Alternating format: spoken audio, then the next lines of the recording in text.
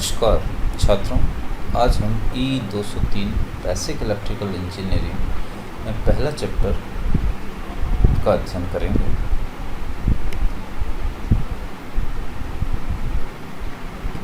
पहला चैप्टर है, उसका नाम है डीसी सर्किट। डीसी सर्किट में जो सिलेबस में है टॉपिक्स वो हैं resistance, specific resistance, Ohm's law, resistance in series, parallel and series parallel circuit, Kirchhoff's law और एप्लीकेशन ऑफ किरचॉफ्स लॉ। पहला है रेजिस्टेंस। रेजिस्टेंस में be defined as the property of a substance और material due to which it opposes or restricts the flow of electricity, that is electron through it।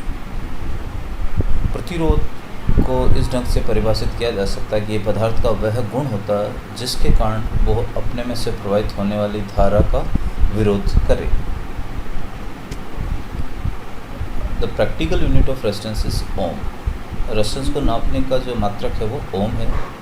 The symbol for ohm is this. ये ohm का symbol है, OHM नहीं लिखे, ये हम symbol इसमें काम में लेते हैं। एक conductor is said to have a resistance of 1 ohm if it permits 1 ampere current to flow through it when 1 volt is impressed across its terminals।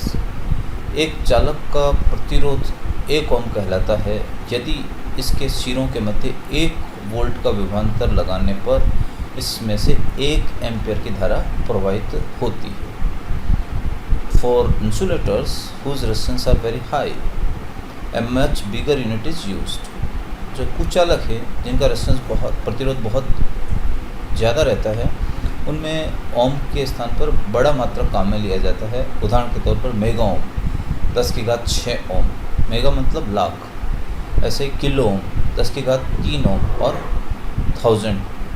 1000 ओम बोलते हैं इसको। और जो छोटे रेजिस्टेंस होते हैं in case of very small resistance, smaller units like milli ohms and micro ohms are used. जो बहुत छोटे रेजिस्टेंस होते हैं उनके लिए छोटी यूनिट काम में लेते हैं, जैसे मिली ओम और माइक्रो ओम। मिली का मतलब 10⁻³ माइक्रो का मतलब 10⁻⁶ ओम। रेजिस्टेंस के संबंधित कुछ नियम हैं। Laws of resistance. The resistance are offered by conductor depends on the following factors. It varies directly as its length L। तो रेजिस्टेंस है किसी भी चालक का वो निम्न कारकों पर निर्भर करता है। पहला लंबाई है, लंबाई के समानुपाती होता है। जैसे जैसे लंबाई बढ़ेगी रेजिस्टेंस का मान बढ़ता रहेगा। It varies inversely as the cross section a of the conductor. चालक के अनुप्रस्थ काट क्षेत्रफल के व्युत्क्रमानुपाती होता है। मतलब पतला तार होगा उसका प्रतिरोध ज़्यादा होगा और मोटा तार होगा उसका प्रतिरोध कम होगा। Third, it depends on nature of the material. ये पदार्थ की प्रकृति पर भी निर्भर करता है। समान लंबाई, समान अनुप्रस्थ काट क्षेत्रफल, लेकिन अलग अलग धातुएं हैं, अलग अलग पदार्थ हैं तो उनका प्रतिरोध अलग अलग होगा।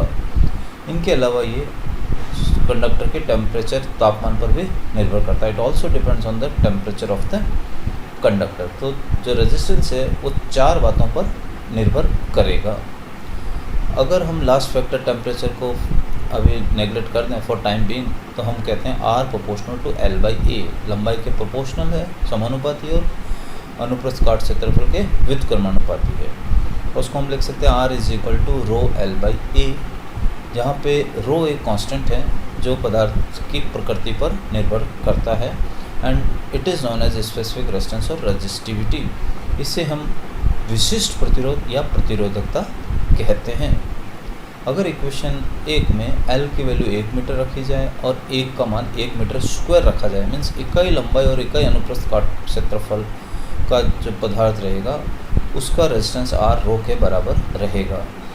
मीन्स विशिष्ट प्रतिरोध किसी भी पदार्थ का को हम डिफाइन कर सकते हैं कि अगर 1 मीटर का घन लें, घन की 2 फेसेस, 2 फलकों के मध्य जो प्रतिरोध है वो उसका विशिष्ट प्रतिरोध कहलाता है या प्रतिरोधकता कहलाती है।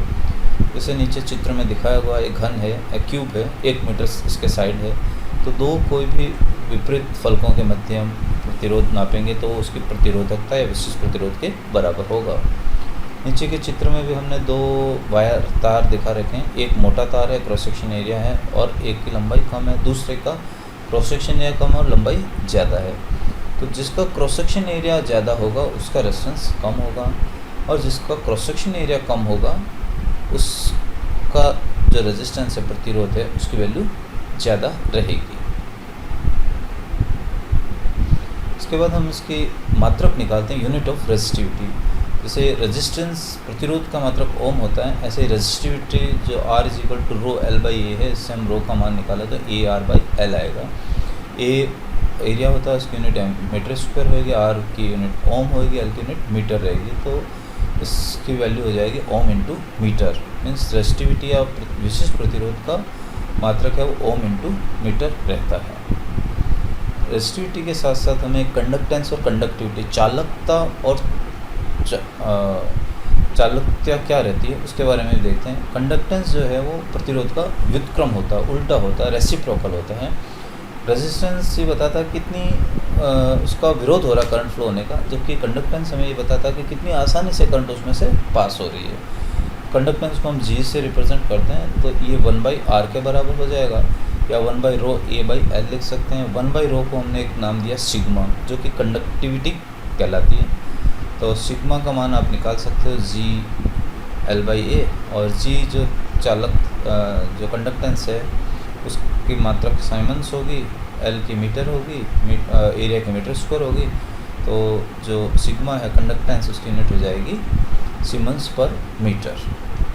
अब हम तापमान का रेजिस्टेंस पे क्या प्रभाव होता है उसको भी देख लेते हैं। जैसे जैसे हम टेम्परेचर बढ़ाते हैं पदार्थ का, तो पहला प्योर मेटल के केसेस में तापमान बढ़ाने के साथ साथ जो रेजिस्टेंस है उसका मान बढ़ता रहता है, और टेम्परेचर और रेजिस्टेंस के मध्य जो ग्राफ खींचा जाएगा वो एक सीधी लाइन होगी, स्ट्रेट लाइन होगी। इससे क्लियर पता चलता है कि इनका जो टेम्परेचर कोफिशिएंट ऑफ रेजिस्टेंस है, तापीय प्रतिरोध गुणांक, प्रतिरोध का जो तापीय गुणांक है उसका मान धनात्मक होता है, पॉजिटिव होता है।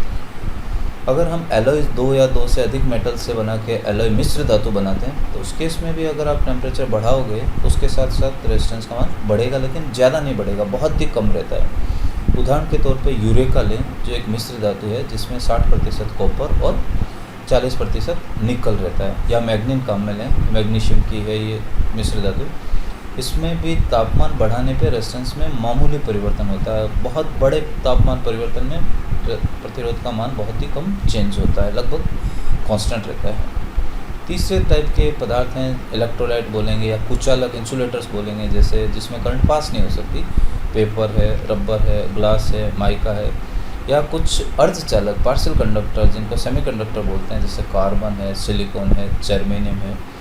इनमें negative temperature coefficient of resistance होता है। नेगेटिव टेम्परेचर कोफिशिएंट का मतलब है कि जैसे जैसे तापमान बढ़ेगा इनका रेजिस्टेंस कम होता जाता है। तो अलग अलग धातुओं में, पदार्थों में तापमान का जो प्रभाव है रेजिस्टेंस पे, प्रतिरोध पे, वो अलग अलग होता है। प्योर मेटल के केस में बढ़ता है, एलॉय के केस में लगभग स्थिर रहता है, ज़्यादा परिवर्तन नहीं होता, और सेमीकंडक्टर या अर्धचालक और कुचालक इंसुलेटर्स में ये नेगेटिव होता है, कम होता रहता है, बहुत ज़्यादा इस पर डिपेंड करता है। Thank you.